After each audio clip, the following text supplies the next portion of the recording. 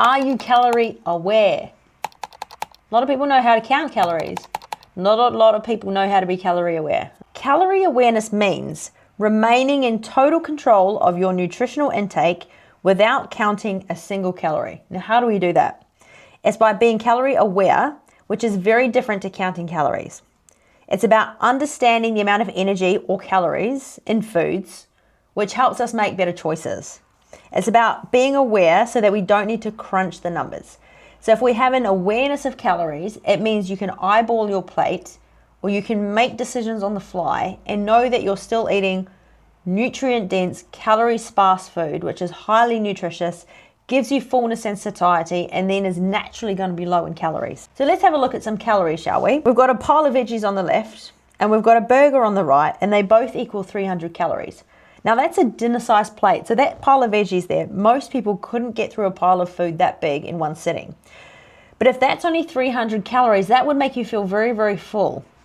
But the burger on the right would probably not make you feel full at all, and it would probably also give you cravings. So this is why if you just focus on calories and you just count calories and nitpick at calories, but you don't factor in nutrients, you don't factor in vitamins and minerals, you don't factor in fullness and satiety, this is where people become unstuck. They just try and stay under a calorie target and they think, right, as long as I eat under X amount per day, I'm going to lose weight. Well, yeah, you might lose weight, but if you get cravings and you're not focused on optimizing your metabolism, eventually there's going to be a slingshot effect. Now we've got some rainbows happening. Again, a big pile of veggies that most people wouldn't be able to get through that whole plate in one sitting. Now that's a big old pile of beans, which no one's going to sit there and eat a huge pile of beans. So the only reason why I'm showing you this now is so you can actually see the mountain of food that equals 300 calories. You might look at that and go, oh, well, I don't eat burgers. And fair enough, you could replace that burger with whatever your favorite guilty treat is, because more often than not, our favorite guilty treat is going to be highly processed, low in nutrients, highly palatable, some sort of either sugar or savory calorie bomb. So that I would call that a calorie bomb. Yes, it tastes delicious, but it's not going to make me feel full. It's not going to give me satiety. It's just going to give me cravings, and I'm going to be eating something in half an hour. So if you look at whole unprocessed food that is high in fiber, you could not eat that pile of beans in one. I know I couldn't, and I would probably give money to anyone who could, because it would be very hard to do. It would make you feel really full. So you might not choose that as a, oh, yum, I'm going to eat a pile of beans. I'm just showing you this as a visual when it comes to calorie awareness. Having an awareness of calories, I would look at that meal on the right and go, well, that's not going to make me feel full. Yes, the one on the left is going to make me feel full, but I know that if I'm eating meals that have a source of first-class protein, a source of good fat, and a source of plant matter, so a metabolically precise meal, what I'm essentially doing is I'm eating a meal that provides all the vitamins and minerals that I need. It's nutrient dense, it's calorie sparse, it gives me fullness, it gives me satiety, and it removes cravings, which means it's bloody easy for me to stay on track. So if I want to have a burger, I'll have a burger, but I'm not going to be craving it the same way most people crave it, because I'm calorie aware. Most of my meals are hitting all the points that my body needs. It's getting everything that it needs, so it's not demanding anything else from me.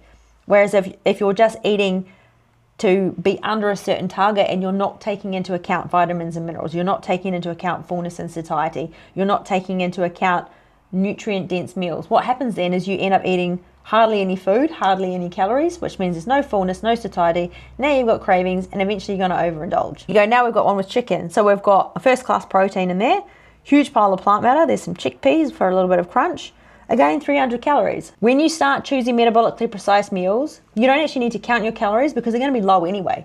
You'll be eating a higher volume of food, you'll be eating a shitload of food, but you won't need to count the calories, because what people find is they actually go the other way, where they accidentally undereat their calories. The food volume is high, but the calorie content is low. So if you've ever heard someone say, I've been eating so much food and losing weight, this is how they do it. Yes, they're eating more food volume, but the type of food that they're choosing is low in calories. So they're eating more food but less calories. That's the power of being calorie aware. We've got tuna, which is obviously first class protein and also has good fat in it. So there's 2 points there. a huge pile of pumpkin, carrot, cucumber, capsicum, and spinach. So there's 5 different plant matters. So we've got rainbows, we've got 5 different types of low energy carbohydrate, we've got a first-class protein source, and we've got good fat. So that's a very good metabolically precise meal. Again, it's not the most exciting meal, but in terms of volume size, look how much you can get for 300 calories, as opposed to a burger, which is also 300 calories, but it's not going to give you any of that fullness, any of that satiety, or any of the nutrients that you need to build a metabolism. And now we've got a steak. That is probably a pretty typical Australian dinner, that one there on the left. We've got a steak, we've got pumpkin, we've got a pile of broccoli, and we've got a pile of shredded carrot and zucchini noodles, I think that is. Again, I'm just showing it for volume size. So this is the power of calorie awareness, is knowing that if you've selected from the foods on those charts, so you've selected a first-class protein, you've selected some plant matter, you've added a good fat, which we haven't got here, but you might add a little dollop of flaxseed oil, you might have like a little scoop of avocado, you might have some olive oil. That's a metabolically precise meal. And again, you haven't had to count the calories because you're selecting based on nutrient content rather than calorie content. Naturally, the calories are low anyway. So are you going to need to count them if you already know they're going to be low? No. Now we've got 500 calories. So we've got twice the amount. And we've got a bigger burger on the right, which I don't know anyone who would go to that shop and only get a burger. We're all going to get either 2 burgers or we're going to get a burger and chips, aren't we? So we're at 500 calories now, which means the pile of veggies has got even bigger. And I would give you money if you could fit all that in one sitting. That is a lot of food. That is a lot of fiber. When there's a lot of fiber, we're not going to be able to get through all the food because the fiber is what makes us feel full. Now let's look at 700 calories. So now we've got 3 dinner-sized plates full, and we've got the burger and the chips. So again, the burger and the chips, that would not make me feel full, and I would be hungry an hour later. But all that food on the left, if you cut each of those in half, so you had 6 of those meals in a day, so it's still that amount of food, but just cut into 6 half serves rather than 3 full serves. Still, most people wouldn't get through that in a day. So metabolically precise food is not only nutrient dense and calorie sparse, but it's also extremely high in fiber, which is where the fullness comes from as well. I'm giving you powerful visuals to show you that being calorie aware means you have an awareness of calories, but we're not just trying to keep our calorie content down, because if we do that, we're not actually focused on increasing our metabolism. And then as we age, our metabolic rate is going to go down, which means we're just going to have to eat less and less calories, which is not fun for anyone. We want to boost our metabolism so we can eat more calories and enjoy our lives. Now we've got 900 calories. I don't know about you, but I have done this before where I have gone to that shop, I've had that many burgers and chips. I can certainly fit that in. When it's that processed and it's that palatable, I can do it. I feel gross afterwards, but I can do it. 1,500 calories. Now look how much food that is on the left. We've had to do an aerial view because it is so much food. And again, these might not be the choices of food that you choose. So I'm not trying to show you food that actually makes you excited to eat it. No one's going to be excited to eat those meals on the left.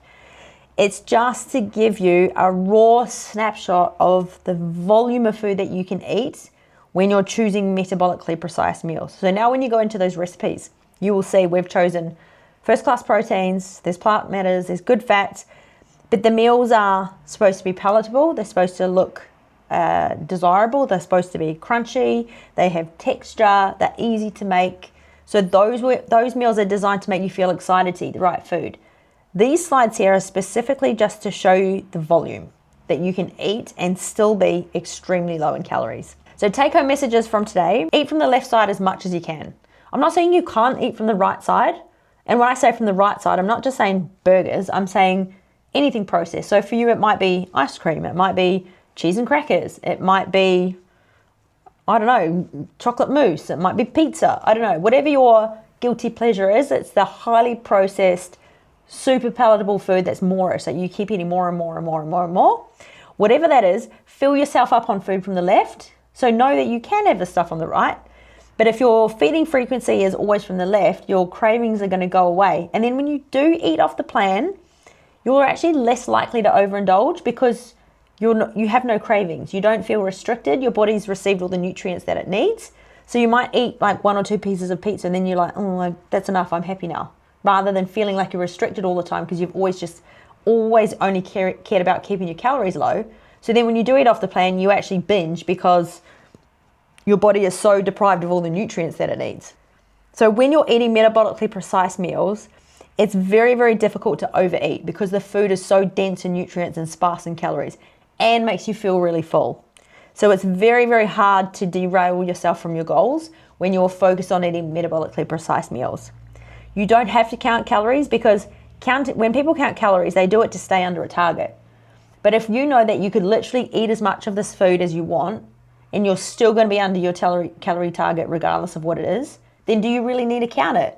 Count the things that matter first, and that's, are you getting first class protein in each meal, plant matter in each meal, good fat in each meal? Are you eating more of the right food? Always look at the forest and not the trees. So that means if you've kept data for say 1, 2 or 3 weeks, look over the whole data. What are you eating consistently on a daily basis that doesn't need to be there? Are there meals that you can swap for better choices? Rather than taking things away, can you swap for a better choice? And with those recipes that we've given you, how many of those have you tried yet?